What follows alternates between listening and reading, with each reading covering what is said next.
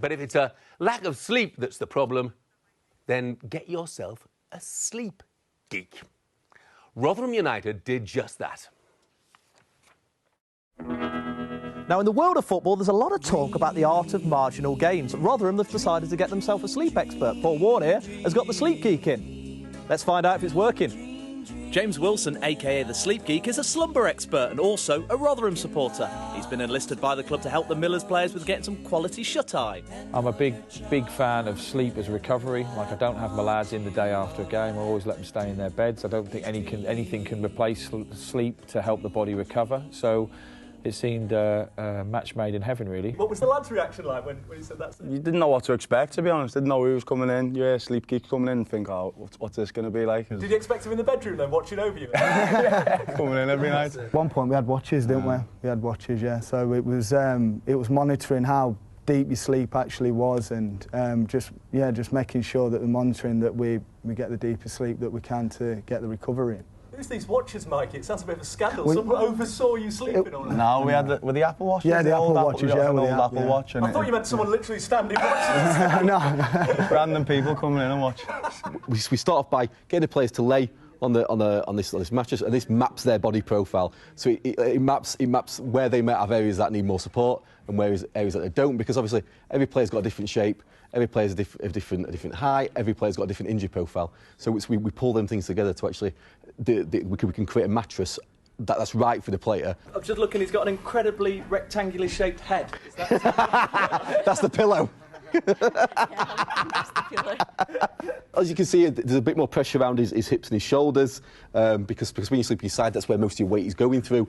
Joe, this is how Joe sleeps. So I imagine if we asked Joe's parents, they would say he's always slept like this, because it's quite, his sleep has got this aspect to it where it is quite physiological. It is about like the biological, but there's also quite an emotional thing to it, and also quite quite a behavioural thing. So a lot of people, their sleep posture, they're in it because it feels safer. It feels nice. It's what they're used to when they're little. So James, would you say this is an ideal sleep position? I would say if this was the night before a game, I would not advise them to sleep in this position. I think it could be detrimental to their sleep quality the night before a game. They've done quite well to get on the seat. I am impressed. I'll be honest, I don't want to move right now. I think it's had a positive effect on a few. So when we go away games, I sit at the front of the bus and the lads walk past me, and more than most will come past with a special pillow, which is pretty good. And they've all bought in. Some have individual time with him because they struggle with sleep. And in fairness, I got a special pillow and I sorted out my back problem, so I'm well pleased. So I don't know if it's affected performances. I can't say that we, all of a sudden we're better at set pieces because we're sleeping better.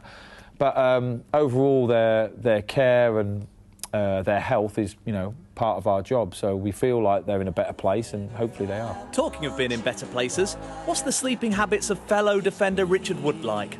You stay with him, don't you? Have you ever done that, Jim? He jumps up at night, basically. So he thinks, I don't know what he's dreaming about or what, but then all of a sudden you'll just hear him jump and go, whoa! And you'll obviously wake up as well. Yeah, I have heard about him. I don't know if there's when you tell me stuff like that, there's comedy going through my mind straight away, that there's some sort of, nakedness about it, and I don't know. Yeah, but I have heard about his night terrors. That must be a terrifying sight in the middle of the night to have your big centre-back stroll in the corridors naked in a zombie-like trance. And he thinks he's winning set pieces, so he's heading walls and heading doors, and it's like a health and safety risk, isn't it? So luckily James has brought him to a point now where we used to pay a fortune for hotels because of the damage that Woody caused.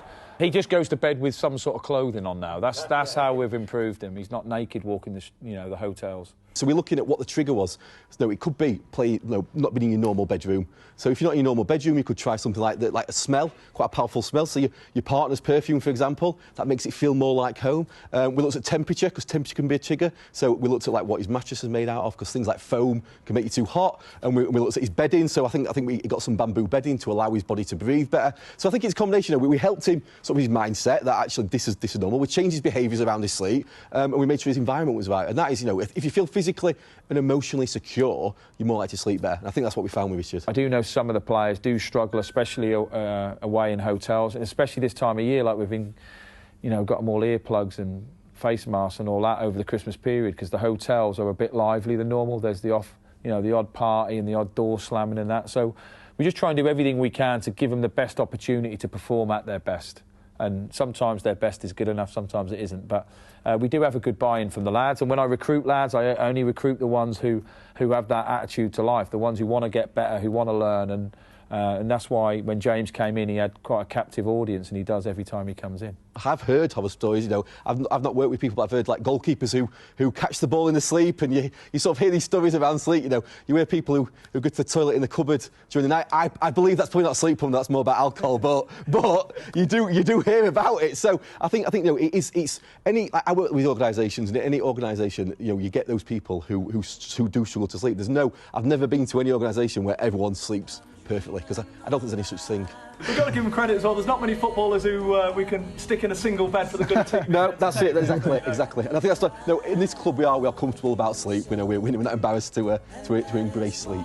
Boys, when you got your dream occupation of a professional footballer, did you think you'd be lying in a single bed next to each other on Soccer Saturday one day? No, but I'm glad we did. I take my pillow everywhere with me. There it is. Right in there. You can see it, boys. Half-time in both of the early Premier League kickoffs. Brighton 0, Chelsea 1. Cesar Azpilicueta is the man.